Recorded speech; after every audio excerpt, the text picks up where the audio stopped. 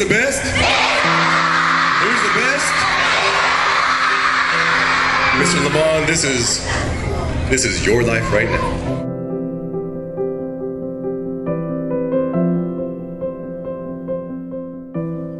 Having Mr. Lamon as our custodian these past years has without a doubt been a blessing, and I know that everyone who got to know him feels the same way.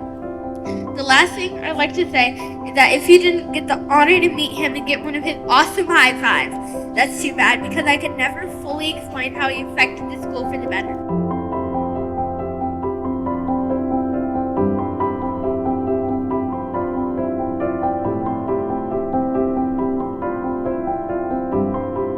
And I love each and every one of you guys as if you guys were like my own kids. But I will say this, always have empathy. Empathy, that's what I run my life on. Empathy and forgiveness.